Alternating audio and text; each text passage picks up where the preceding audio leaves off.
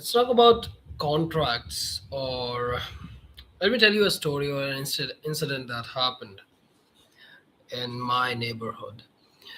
There was this house which was dismantled, and then the owner of the land got into an agreement with a builder that you have my permission, my consent to build a apartment over here.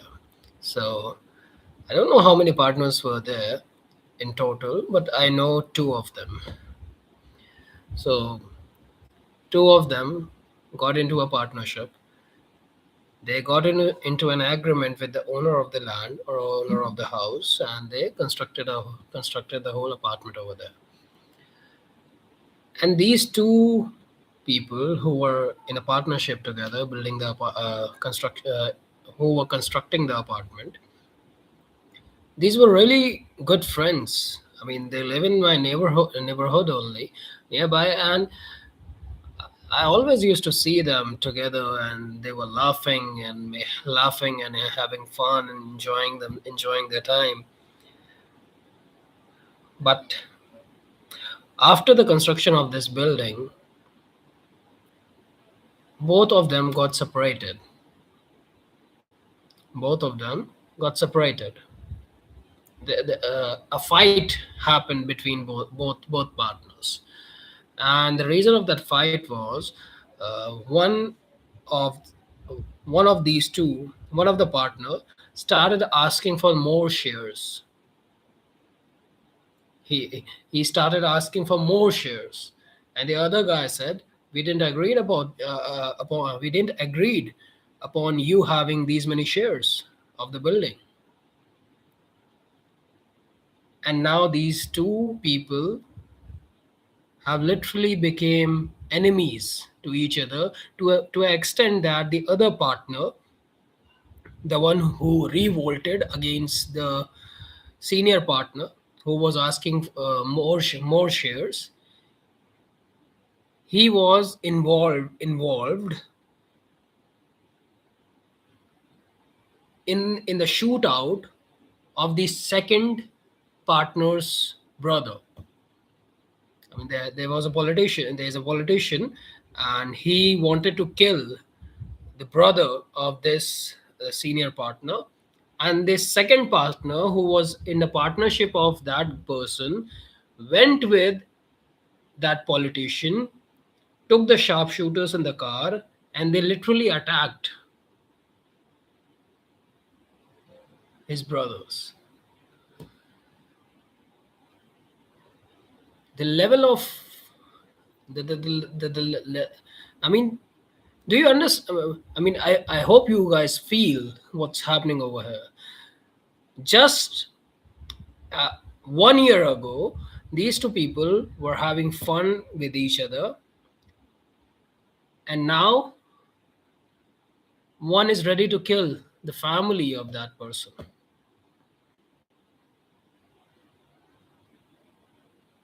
Horrific. How did this happen? A contract was not agreed upon between the partners. A contract was agreed with the owner of the house, but these two partners who were constructing the building, they didn't agree. They didn't have a contract written beforehand, that how much share are we both going to distribute, or if there was a contract already set, then I guess it wasn't written anywhere.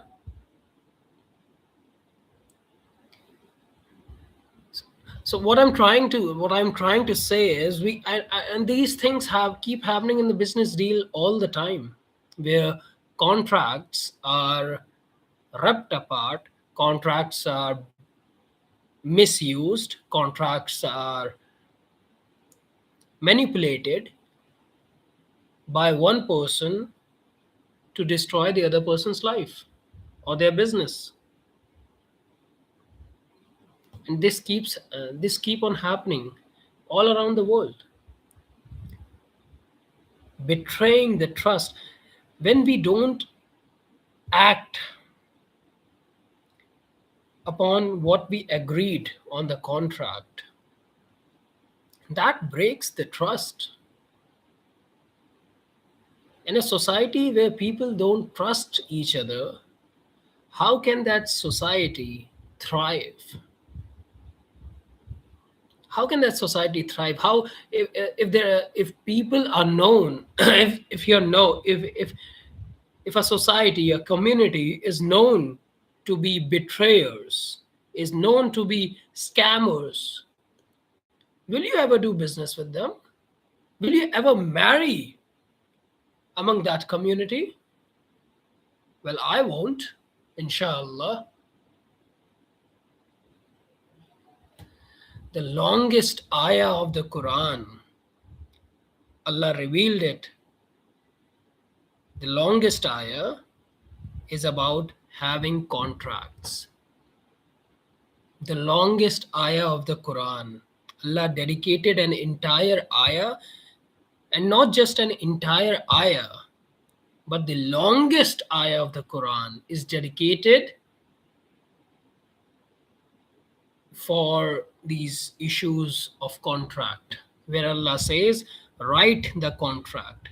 If you are getting into some kind of deal, write it. Have witnesses, and let those witnesses be truthful.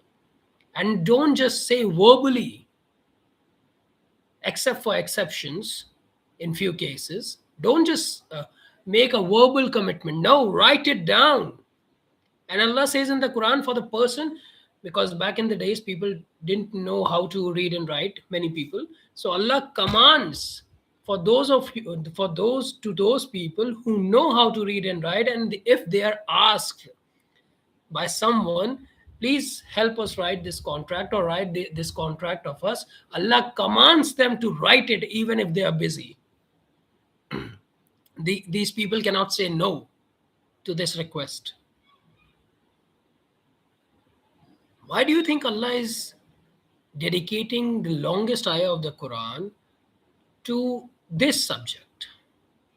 Why does Allah want any deal or all the deals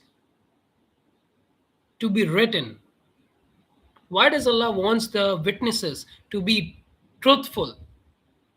Why does Allah commands for the people who can write the contract to write it, and to write it with truth? In modern day language, we can say the lawyers. The lawyers, they are the one who draft contracts. So Allah commands the lawyers of our time to write the contract. They cannot say no. Why? Because Allah want to see justice in the world. Allah doesn't want corruption to be spread. Allah doesn't want chaos in society. Allah wants to see a world where people trust each other, not a world where people fight with each other, or kill each other, or betray each other. Allah wants societies to thrive. Allah wants societies to flourish. Allah wants civilizations to grow. Allah doesn't want to see chaos and corruption and bloodshed happening in this world. Allah wants justice to be established.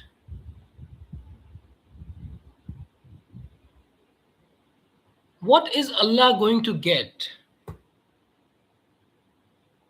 out of if everyone started writing contracts? Why is Allah commanding this? And why did Allah make the biggest ayah of the Quran dedicated to this subject? Because the Rahman wants Raham for you and me. Because the Rahman wants Raham for you and me, because the Rahman wants Rahim for you and me. The Rahman doesn't want to see corruption being spread. The Rahman doesn't want to see chaos happening. The Rahman doesn't want to see bloodshed happening. The Rahman want to see Raham among his slaves, among his creation. The Rahman want to see his creation to be merciful towards other creation. The Rahman want to see mercy being spread, being distributed, being flourished, being taught, being acted upon. That's what the Rahman wants. The Rahman doesn't want someone killing other person. But what do we see now? 21st century, 2026. Chaos, corruption, speculation, gambling, killing, genocide.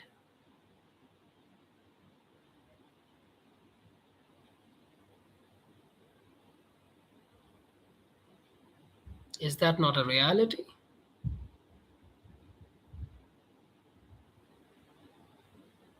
I mean, let's talk about marriages. Let's talk about marriage, because marriage is also a contract. For the people who are not involved in some kind of business, I hope that they might be involved in some kind of marriages. In their family, someone might be married. You might be married. Or let's take it to the personal level. Marriage is also a contract. On the time of the marriage being happening, the pr- the girl's family was told that, oh no, this girl is our daughter by the in-laws. This girl is our daughter. We'll keep her like our daughter. 3 months in, how are they doing? The in-laws, are they really keeping that girl like a daughter? Well, you made these commitments when the nikah, when the marriage was happening. Are you honoring that?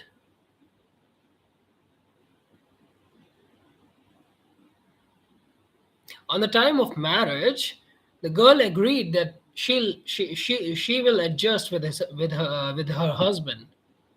3 months in, 6 months in, her demands keep on rising every single day. I want this. I want to go on these vacation. I want to buy these car. I want to do this. Really? Is that person really a cash printing machine? While the nikah was happening, your parents, I'm talking to the girls now, women's, for those of you who do such kind of stuff, of course. Your parents agreed that, oh, our daughter is really good daughter. She is really good. She will make your life heavens. I guess she learned a wrong meaning of heaven, because she has made that man's life close to hell.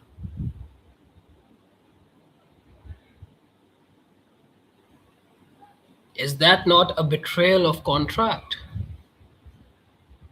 When the husband is oppressing the woman, or the woman is oppressing the husband, is that not a betrayal of contract? That is. And what kind of harm does broken marriages or these kind of marriages do in society? Havoc. Havoc.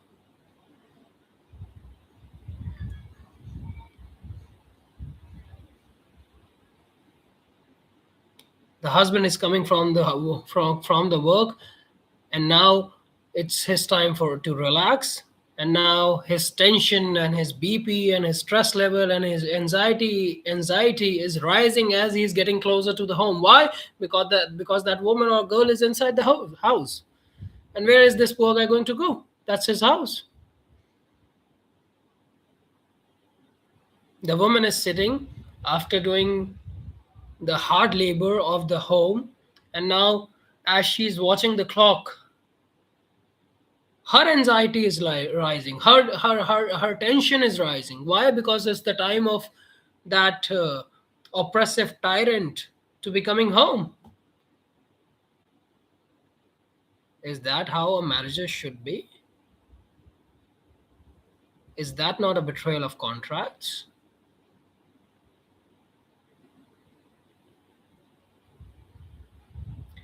Allah wants justice to be established on this earth. We have to internalize the book of Allah in our heart and act upon the principles Allah has given us, so that when we get in front of Allah, we can say, Allah, we tried to do something of the guidance you gave us. We tried to do something. We tried to put in some efforts, something. And everyone is getting back to Allah. Doesn't matter a person believes in it or not. I mean, there is a saying in my community or from the country I live in. Oh, we'll see it when we get there. देखा जाएगा.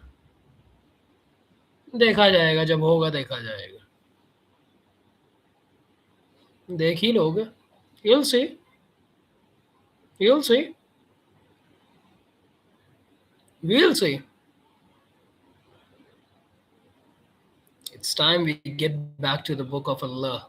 It's time we start acting about the principles Allah has given us. It's time we start teaching our children and taking the religion seriously.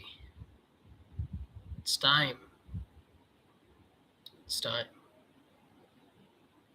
I hope this video helps. I'll see you in the next one, inshallah.